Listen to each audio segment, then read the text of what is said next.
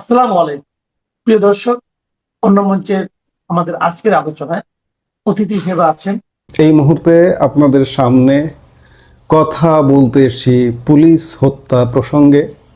গতকাল সংসদে স্বরাষ্ট্রমন্ত্রী সালাউদ্দিন আহমেদ দৃঢ় কণ্ঠে ঘোষণা করেছেন যে পুলিশ হত্যার বিচার হবে না। আমি আগেও বলেছি, আবারও বলছি, পুলিশ হত্যার বিচার যদি বিএনপি না করে, আমি বলবো যে বিএনপির পতনের জন্য এটা আর একটা গর্ত। বিএনপির বেছে নিতে হবে বিএনপি কার পক্ষ নেবে, জঙ্গিদের পক্ষ নেবে নাকি দেশের আইন শৃঙ্খলা বাহিনীর পক্ষ নেবে। বিএনপি অবস্থা দৃষ্টে মনে হচ্ছে যে অনিশ্চয়তার দোলাচলে দুলতে দুলতে জঙ্গিদের চাপে পুলিশের বিপক্ষে অবস্থান নিয়েছে। জুলাই আগস্ট 2024 পুলিশ বাংলাদেশের আইন শৃঙ্খলা রক্ষায় গুরুত্বপূর্ণ ভূমিকা পালন করেছে। 1971 সালের কথা মনে পড়ে যায়। রাজারবাগে পুলিশ যেভাবে প্রতিরোধ গড়ে তুলেছিল এবং যেভাবে পুলিশ হত্যা হয়েছিল প্রতিরোধ গড়ে তুলবার কারণে, ঠিক তেমনি জুলাই আগস্ট 24-এ পুলিশ যেভাবে প্রতিরোধ গড়ে তুলেছিল সেই প্রতিরোধের বিপক্ষে জঙ্গিরা অবস্থান নিয়ে থানায় থানায় টার্গেট করে পুলিশ হত্যা করেছে। কিছু কিছু হত্যা ভোলা যায় না, হৃদয়ে রক্তক্ষরণ হয়। সিরাজগঞ্জের এনায়েতপুরের থানায় আগুন দিয়ে পুলিশকে পুড়িয়ে মারা, কিংবা যাত্রাবাড়ি থানায়, কিংবা চট্টগ্রামের সারা দেশে এভাবে অসংখ্য পুলিশ হত্যা করা হয়েছে। আজকে স্বয়ং স্বরাষ্ট্রমন্ত্রী সংসদে দাঁড়িয়ে বলছেন রাজাকারদের হত্যার জন্য মুক্তিযোদ্ধাদের বিচার করতে হবে। কিসের মধ্যে কি পান্তা ভাতে কি গ্রাম সে একটা কথা আছে, আজকে সেটাই বলতে হচ্ছে। মুক্তিযুদ্ধ আর জুলাই আগস্টের সন্ত্রাসী হামলাকে বিএনপি এক করে দেখছে এখন। বিএনপি কি তাহলে এই জঙ্গিদেরই সহযোগী? যদি সহযোগী হয়ে থাকেন আপনারা, আজকে ক্ষমতার মোহে ক্ষমতার মসনদে থাকবার কারণে আপনারা বুঝতে পারছেন না বাংলাদেশের বেশিরভাগ মানুষের কণ্ঠ পুলিশ হত্যাকারী যারা, তাদের বিচারের পক্ষে। আপনারা তাদের কণ্ঠ যদি পড়তে না পারেন, আপনারা যদি জঙ্গিদের কণ্ঠ পড়েন, জঙ্গিদের পক্ষ অবলম্বন করেন, এর চরম মূল্য দিতে হবে। আপনি পুলিশের ভেতরে খেয়াল করে দেখুন, পুলিশের ভেতরে এই যে পুলিশ হত্যাকাণ্ড নিয়ে একটা ভয়াবহ চরম অসন্তোষ আছে। নিজের সহকর্মী, নিজের ভাই হত্যার বিচার হবে না, সেই পুলিশ আপনাকে পাহারা দেবে। আপনি কিভাবে ভাবলেন আপনাকে পাহারা দেবে না? আপনি লিখে রাখুন, আপনার পতনের পেছনে পুলিশও একটা গুরুত্বপূর্ণ ভূমিকা পালন করবে। পতনটা ধেয়ে আসছে আপনাদের। আপনারা ক্ষমতায় বসেছেন মাত্র 1.5 মাস হয়েছে, কিন্তু 1.5 মাসের বডি ল্যাঙ্গুয়েজ আপনাদের ভালো না। আমরা প্রত্যাশা করেছিলাম যে ঠিক আছে, আগে একটা সরকার ছিল, সেই সরকার দেশ পরিচালনা করেছে, তারপরে একটা অস্থিতিশীল 1.5 বছরের ইউনূস ডাকাতের সরকার ছিল। ইউনূস ডাকাতকে আপনারা এখনো পর্যন্ত ডাকাত বলে ঘোষণা দিচ্ছেন না। এগুলো আপনাদের প্রতি বাংলাদেশের জনগণের ক্ষোভ চরমে নিয়ে যাবে। এর কারণে বাংলাদেশের রাজনীতিতে সত্যিকার অর্থে এক অভাবনীয় এবং চরম বিতর্কের মোড় নিয়েছে। তথাকথিত জুলাই সন্ত্রাসকালে শেখ হাসিনা সরকারের পতনের সময় যে পুলিশ সদস্যরা কর্তব্যরত অবস্থায় প্রাণ হারিয়েছিলেন, তাদের হত্যাকারীদের আর বিচার হবে না।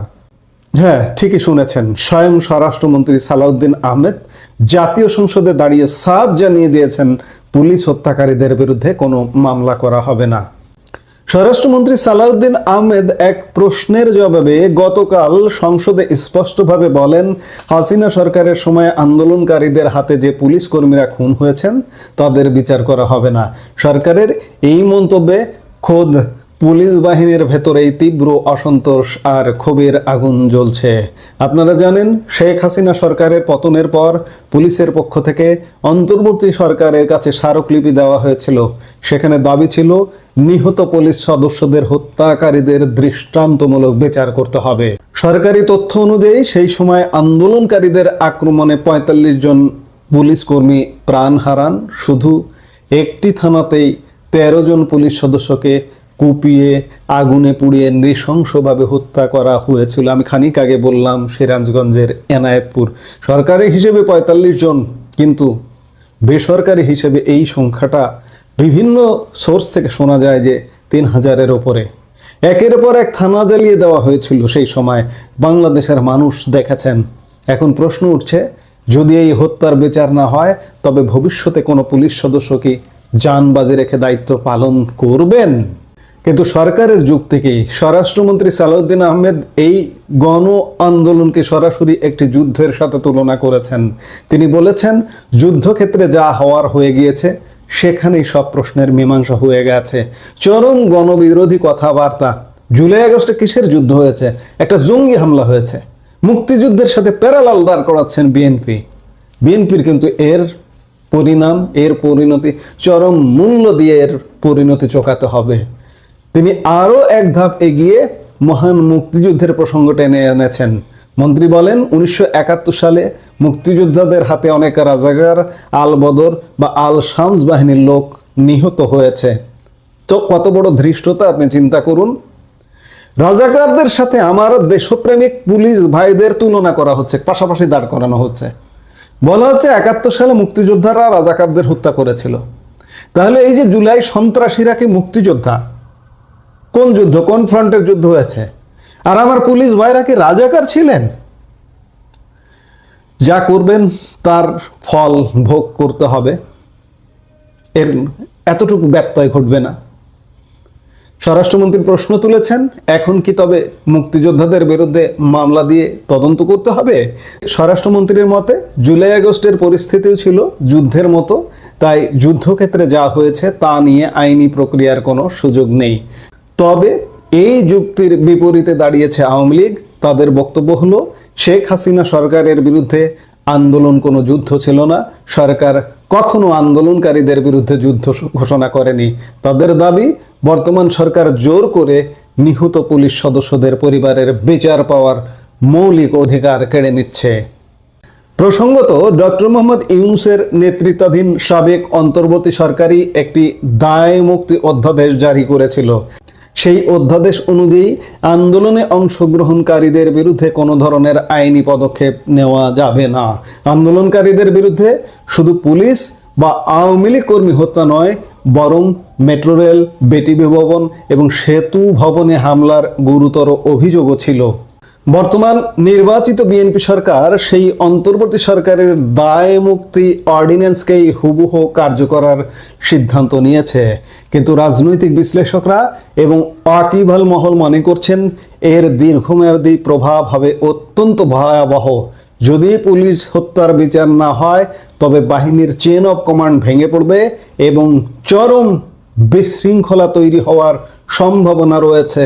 আমি এই কথাটা বারবার বলছি, এখনো বলছি, আজকে প্রায় 2.25 বছর হয়েছে। শুধুমাত্র এই হত্যার বিচারের কোনো ব্যবস্থা না নেওয়ায় এবং আরও নানা কারণে পুলিশের মনোবল ভেঙে ফেলার কারণে আজ 2.25 বছরে পুলিশ অ্যাক্টিভ হয়নি। আজও সেনাবাহিনী মাঠে দায়িত্ব পালন করছে ইন এইড টু সিভিল পাওয়ারের অধীনে, শুধুমাত্র পুলিশ অ্যাক্টিভ না হবার কারণে। আপনি পুলিশকে অ্যাক্টিভ করবেন কিভাবে? অন্যায়ভাবে পুলিশের পোশাক পরিবর্তন করা হয়েছে অন্তর্বর্তীকালীন সরকারের সময়। অন্যায়ভাবে পুলিশ ভাইদের হত্যার বিচার করা হচ্ছে না। মনোবল উদ্ধার হবে? প্রশ্নই আসে না। পুলিশকে কোনোভাবে অ্যাক্টিভ করতে পারবেন না। সেনাবাহিনী দিয়ে কতদিন দায়িত্ব পালন করেন? পৃথিবীর কোনো সভ্য দেশ সেনাবাহিনী দিয়ে দেশ চালায়? সেটা হয় না, সেটাকে সভ্য দেশ বলে না। আজকে বাংলাদেশ সেই অসভ্য দেশের কাতারে ঢুকে যাচ্ছে বা ঢুকে গেছে ইতিমধ্যেই। 2 বছর হয়ে গেল প্রায় সেনাবাহিনী মাঠে আছে, 2.25 বছর ইন এইড টু সিভিল পাওয়ার নামে। আরো কতদিন থাকবে কেউ বলতে পারে না। পুলিশ যতক্ষণে অ্যাক্টিভ না হবে ততক্ষণে সেনাবাহিনী থাকবে মাঠে।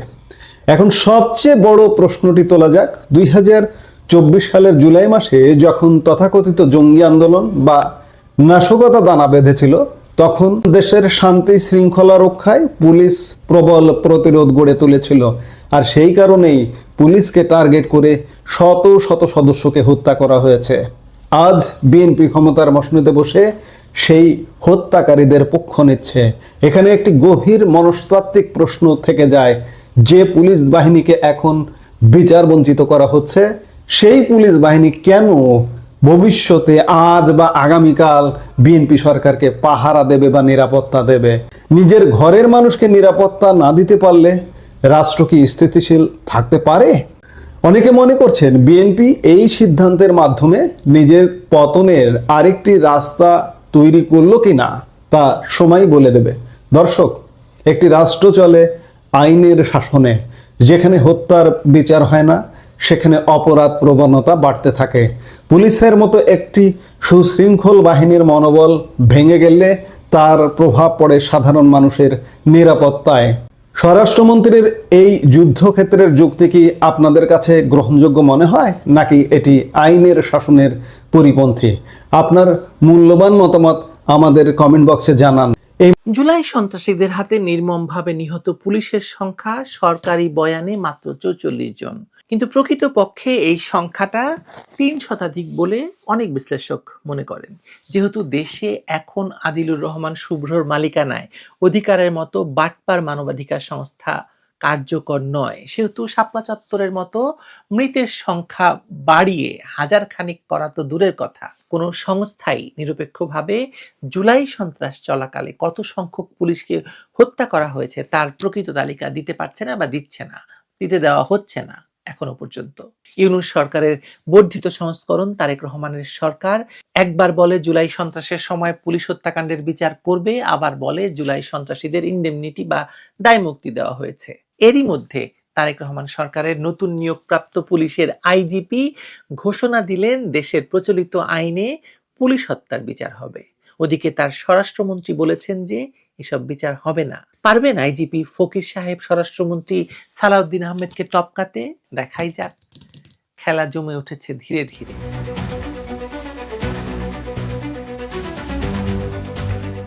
পুলিশ মহাপরিদর্শক আলী হোসেন ফকিরের বক্তব্য স্পষ্ট এবং দ্ব্যর্থহীন।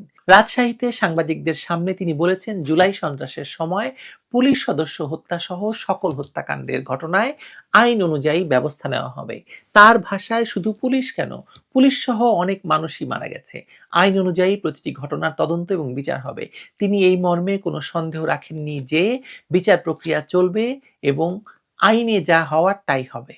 পুলিশের প্রধান হিসাবে তার এই অবস্থান আইন শৃঙ্খলা বাহিনীর একটি বড় অংশের মনের কথাকে প্রতিফলিত করে। গত 1.5 বছর ধরে জুলাই সন্ত্রাসের সময় নিহত সহকর্মীদের জন্য ন্যায় বিচার না পাওয়ার বেদনা এবং রাষ্ট্রীয় উদাসীনতার প্রতি ক্ষোভ পুলিশ বাহিনীর অন্দরে জমাট বেঁধেছিল। নতুন আইজিপির এই ঘোষণা সেই ক্ষোভকে কিছুটা হলেও প্রশমিত করবে বলে আমার মনে হয়। কিন্তু স্বরাষ্ট্রমন্ত্রী সালাউদ্দিন আহমেদের বক্তব্য সম্পূর্ণ বিপরীত। প্রথমে তিনি সংসদে বিশেষ কমিটির বৈঠকের আগে বলেছিলেন, জুলাই গণ অভ্যুত্থানের আকাঙ্ক্ষাগুলোকে তারা ধারণ করবেন এবং যেসব অধ্যাদেশে জুলাই যোদ্ধাদের ইনডেমনিটি দেওয়ার বিষয় আছে সেগুলো তারা গ্রহণ করবেন। পরে পুলিশ হত্যার তদন্ত প্রসঙ্গে তিনি দাবি করেন যে তিনি এ বিষয়ে পূর্বে কোনো বক্তব্য দেননি। তার ব্যাখ্যা, অন্তর্বর্তী সরকারের সুরক্ষা অধ্যাদেশ জারি হয়েছে, যার ভিত্তি ছিল জুলাই জাতীয় সনদের অঙ্গীকারনামার একটি দফা। ওই দফায় সবাই একমত হয়েছিলেন যে জুলাই জন অভ্যুত্থানে যারা নেতৃত্ব দিয়েছেন এবং অংশ নিয়েছেন তাদের আইনি সুরক্ষা দিতে হবে। তাই সুরক্ষা অধ্যাদেশের আলোকে সব সিদ্ধান্ত নেওয়া হবে। অর্থাৎ মন্ত্রীর অবস্থান হলো ইনডেমনিটির পক্ষে, আইনি সুরক্ষার পক্ষে। পুলিশ হত্যার বিচার তার বক্তব্য অনুযায়ী একটি অনিশ্চিত বিষয়, যা রাষ্ট্রীয় উচ্চ পর্যায়ের সিদ্ধান্তের উপর নির্ভর করছে। এখানেই স্বরাষ্ট্রমন্ত্রী এবং আইজিপির মধ্যে একটি স্পষ্ট সংঘাতের দৃশ্য ফুটে উঠেছে। একদিকে আইন শৃঙ্খলা রক্ষাকারী বাহিনীর প্রধানের দায়িত্ববোধ থেকে আইনের শাসন এবং ন্যায় বিচারের দাবি, অন্যদিকে রাজনৈতিক বিবেচনায় ইনডেমনিটি এবং সুরক্ষা দেওয়ার সরকারি অবস্থান। এই সংঘাত শুধু দুজন ব্যক্তির মধ্যে নয়, এটি রাষ্ট্রের 2 গুরুত্বপূর্ণ অঙ্গ, রাজনৈতিক নেতৃত্ব এবং পেশাদার বাহিনীর মধ্যে সংঘাত বলেই আমি মনে করছি। জুলাই সন্ত্রাসের সময় পুলিশ হত্যার প্রকৃত চিত্রটি ইচ্ছাকৃতভাবে অস্পষ্ট এবং ধোঁয়াশায় রেখে দেওয়া হয়েছে। সরকারি পরিসংখ্যান 44 জনের কথা বললেও মাঠ পর্যায়ে বিভিন্ন সূত্র, সোশ্যাল মিডিয়ার ভিডিও এবং স্থানীয় সাংবাদিকদের প্রতিবেদনে এই সংখ্যা প্রায় 500-র কাছাকাছি। কিছু বিশ্লেষক যে 3000 পর্যন্ত সংখ্যা উল্লেখ করেন। সবচেয়ে ভয়াবহ ঘটনা সিরাজগঞ্জের এনায়েতপুর থানায়, যেখানে একদিনে 15 জন পুলিশ সদস্যকে পিটিয়ে হত্যা করা হয়। ঢাকার যাত্রাবাড়ি, উত্তরা, আশুলিয়া, কুমিল্লা, নোয়াখালী, রংপুর সহ দেশের বিভিন্ন স্থানে পুলিশ সদস্যদের হত্যা, পুড়িয়ে এবং গাছে ঝুলিয়ে মারা হয়। এই হত্যাকাণ্ডের শিকার পুলিশ সদস্যদের পরিবারগুলো আজও জানতে চায় তাদের প্রিয়জনের মৃত্যুর সত্যিকারের কারণ কি ছিল, কারা দায়ী। তাদের এই জানার অধিকারটুকু রাষ্ট্র এখন নিশ্চিত করতে পারেনি। আপনাদের মনে আছে যে বানিয়াচংয়ে পুলিশ হত্যা করা হয়েছিল কিভাবে, এবং প্রকাশ্যে এসে হত্যাকারীরা বোস্ট করেছে যে আমরা তো হত্যা করেছি, বানিয়াচংয়ে পুলিশ হত্যা করেছি আমরা। মানে ইন্ডেমনিটি বনাম বিচারের এই দ্বন্দ্বে জাতীয় নাগরিক পার্টি এনসিপি নেতাদের কপালে ভাঁজ পড়ে গেছে। যখনই পুলিশ হত্যার কথা বলা হয় তখনই নাহিদ ইসলাম গর্জে ওঠেন, আসিফ মাহমুদ, সজীব ভুঁইয়া গর্জে ওঠেন, কেন এই বিচার করা হবে, তাদের তো ইন্ডেমনিটি দেওয়া হয়েছে। প্রশ্ন হলো তাদের কেন এত ভয়? হত্যা কি তারা করেছে? জুলাই আন্দোলনের একটি বড় ফলাফল হিসেবে গঠিত এনসিপি সবাইকে বলে তারা নতুন এবং সুন্দর বাংলাদেশ চায়, কিন্তু আইনের শাসন কি সেই নতুন বাংলাদেশে থাকবে আসলে? পুলিশ হত্যার বিচার প্রক্রিয়া শুরু হওয়ার সম্ভাবনা জোরালো হতেই তাদের মধ্যে উদ্বেগ দেখা দেয়। এনসিপির আহ্বায়ক এবং বিরোধী দলীয় চিফ হুইপ নাহিদ ইসলাম ইতিমধ্যে বলেছেন, পুলিশ হত্যার বিচার যদি নিশ্চিত করতে হয় তাহলে জুলাই গণ অভ্যুত্থানের নিহত এবং আহতদের বিচার আগে নিশ্চিত করতে হবে। তার যুক্তি, এই অপরাধে পুরো পুলিশ বাহিনী দায়ী ছিল, তবে তারা পুরো বাহিনীকে কাঠগড়ায় দাঁড় করায়নি, কেবল অভিযুক্তদের বিচারের আওতায় আনতে বলেছেন। এনসিপির এই অবস্থান থেকে স্পষ্ট যে তারা পুলিশ হত্যার বিচারকে আলাদা করে দেখতে নারাজ, বরং তারা একে আন্দোলনকালীন রাষ্ট্রীয় সহিংসতার বিচারের সঙ্গে যুক্ত করতে চান। তাদের আশঙ্কা বিএনপি এই মামলাগুলোকে রাজনৈতিক অস্ত্র হিসেবে ব্যবহার করবে এবং জুলাই আন্দোলনের নৈতিক শক্তিকে দুর্বল করার চেষ্টা করবে বলে আসিফ মাহমুদ, সজীব ভুঁইয়া এবং তারা মনে করেন। রাজনৈতিক প্রেক্ষাপটটি আরো জটিল। নতুন সরকার দায়িত্ব নেওয়ার পর পুলিশ হত্যা এবং স্থাপনায় হামলার ঘটনাগুলো তদন্তে গ্রিন সিগন্যাল মিলেছিল বলে বিভিন্ন সূত্রে জানা যায়। এখন পর্যন্ত সেসব নারকীয় ঘটনার মাত্র 5টি মামলা হয়েছে, কিন্তু একজনকেও আটক করা সম্ভব হয়নি বা করা হয়নি, কারণ এই সন্ত্রাসীরা যারা পুলিশ হত্যা করেছে তারা ছিল বিগত সরকারের অংশ, ইউনূস সরকারের অংশ। বিএনপি সরকারের পক্ষ থেকে পুলিশ সদর দপ্তরে কড়া বার্তা পাঠানো হয়েছে যে প্রতিটি ঘটনার গভীরে গিয়ে তদন্ত করতে হবে। সরকারের এই অবস্থান আইজিপির বক্তব্যের সঙ্গে সামঞ্জস্যপূর্ণ বলে মনে হলেও স্বরাষ্ট্রমন্ত্রীর বক্তব্য সেই সামঞ্জস্যকে প্রশ্নের মুখে ফেলে দেয়। প্রশ্ন উঠছে, সরকার কি আসলে দ্বিধাবিভক্ত, নাকি খেলা খেলছে, নাকি একটা পরিকল্পিত কৌশলে আছে যে এক অংশ বিচারের কথা বলবে আর এক অংশ ইন্ডেমনিটির কথা বলবে, যাতে করে সরকার দুদিক থেকেই রাজনৈতিক সুবিধা নিতে পারে। আইন শৃঙ্খলা বাহিনীর মনোবল, জনবিশ্বাস পুনরুদ্ধার এই বিতর্কের আরেকটি গুরুত্বপূর্ণ দিক। জুলাই সন্ত্রাসের সময় পুলিশ বাহিনী ভীষণভাবে আক্রান্ত এবং বিপর্যস্ত হয়েছিল। থানা জ্বালানো, অস্ত্র লুটপাট এবং সহকর্মীদের নির্মম হত্যার ঘটনাগুলো তাদের মনে গভীর আঘাত ফেলেছে। যদি এই হত্যাকাণ্ডের বিচার না হয় তাহলে পুলিশ সদস্যদের মনে এই বিশ্বাস জন্মাবে যে রাষ্ট্র তাদের নিরাপত্তা এবং ন্যায় বিচার নিশ্চিত করতে অক্ষম বা করতে চায় না। এতে করে ভবিষ্যতে কোনো সংকটে তারা দায়িত্ব পালনে অনীহা দেখাবে, যা সামগ্রিক আইন শৃঙ্খলা পরিস্থিতির জন্য মারাত্মক হুমকি হয়ে দাঁড়াবে। আইজিপি আলী হোসেন ফকির তার বক্তব্যে এই দিকটি মাথায় রেখেই হয়তো বলেছেন যে বিনিয়োগ আকর্ষণ করতে হলে আইন শৃঙ্খলা রক্ষা অত্যন্ত জরুরি, আর এক্ষেত্রে পুলিশের ভূমিকা সবচেয়ে গুরুত্বপূর্ণ। তাহলে প্রশ্ন হলো, এই দ্বন্দ্বের পরিণতি কি হতে পারে? আমি বলছি আইজিপি এবং সালাউদ্দিন সাহেবের মধ্যে দ্বন্দ্ব। আইজিপি ফকির সাহেব কি স্বরাষ্ট্রমন্ত্রী সালাউদ্দিন আহমেদকে টপকাতে পারবেন? পুলিশ হত্যার বিচার কি সত্যি শুরু হবে, নাকি ইন্ডেমনিটি নামে সবকিছু চাপা পড়ে যাবে? বর্তমান পরিস্থিতি বিশ্লেষণ করলে বলা যায় সরকার হয়তো একটি মধ্যপন্থা বেছে নিতে পারে, যেখানে কিছু প্রতীকী বিচার হলেও হতে পারে, কিন্তু জুলাই সন্ত্রাসের মূল হোতা বা এই কথিত গণ অভ্যুত্থানের সঙ্গে যুক্ত ব্যক্তিদের বিরুদ্ধে কোনো ব্যবস্থা নেওয়া হবে না, কারণ তাদের তো ইতিমধ্যেই সরকার নানা জায়গায় বসিয়ে ফেলেছে। এনসিপির চাপ এবং এই জুলাই সন্ত্রাসীদের মন রক্ষার জন্য ইন্ডেমনিটি দেওয়া হবে। আবার পুলিশ বাহিনীর মনোবল এবং আন্তর্জাতিক চাপের কারণে কিছু নিম্ন পর্যায়ের সন্ত্রাসীর বিচারও হতে পারে। তবে স্বরাষ্ট্রমন্ত্রী এবং আইজিপির এই প্রকাশ্য মতপার্থক্য সরকারের অভ্যন্তরীণ সমন্বয়ের দুর্বলতা ফুটে উঠেছে, যা ভবিষ্যতে আরো বড় সংকটের জন্ম দিতে পারে। আমরা একটা কঠিন পরীক্ষায় পড়ে গেছি। আমরা কি সত্যি আইনের শাসন চাই, নাকি রাজনৈতিক সুবিধার জন্য আইনকে নিজের মতো করে ব্যবহার করতে চাই? জুলাই সন্ত্রাসের সময় রাষ্ট্র এবং জনতা উভয় পক্ষে সহিংসতা হয়েছে। ন্যায় বিচার মানে এই নয় যে এক পক্ষের অন্যায়ের বিচার করব, অন্য পক্ষের করব না। উভয় পক্ষের অপরাধের স্বচ্ছ এবং নিরপেক্ষ তদন্ত হওয়া উচিত। স্বাধীন তদন্ত কমিশন গঠন করে এই কাজটি করা যায়, কিন্তু রাজনৈতিক অস্বস্তি বা ভয়ে ফৌজদারি প্রক্রিয়াকে থামিয়ে দেওয়া কোনো সমাধান নয়। জুলাই যদি সত্যি দায় মুক্তির অবসানের আন্দোলন হয়ে থাকে, তাহলে সেই দায় মুক্তি বেছে বেছে প্রয়োগ করা যাবে না। নতুন বাংলাদেশ গড়তে হলে প্রথমেই গড়তে হবে ন্যায় বিচার এবং আইনের শাসনের ভিত্তি। 1975 সালে যেভাবে ইন্ডেমনিটি দিয়ে বঙ্গবন্ধুর খুনিদেরকে দেশে বিদেশে পুরস্কৃত করা হয়েছিল, ঠিক একইভাবে এখনো যদি জুলাই সন্ত্রাসীদেরকে রাষ্ট্র পুরস্কৃত করে, ইন্ডেমনিটি দেয়, তাহলে আবারও রাষ্ট্র সেই বিচারহীনতার সংস্কৃতিকেই প্রাধান্য দেবে, সেটাই প্রতিষ্ঠিত করবে। মানে সরকার কোনটি বেছে নেবে আমি এখনো জানি না। আইজিপির ন্যায় বিচারের দাবি মেনে নেবে নাকি স্বরাষ্ট্রমন্ত্রীর ইন্ডেমনিটির প্রস্তাব মেনে নেবে, এই লড়াইয়ের ফলাফলই বাংলাদেশের ভবিষ্যৎ আইন শৃঙ্খলা এবং গণতন্ত্রের চেহারা অনেকটা নির্ধারণ করে দেবে। দেখা যাক। শুরুতেই বলেছি, খেলা চলছে, খেলা জমে উঠেছে।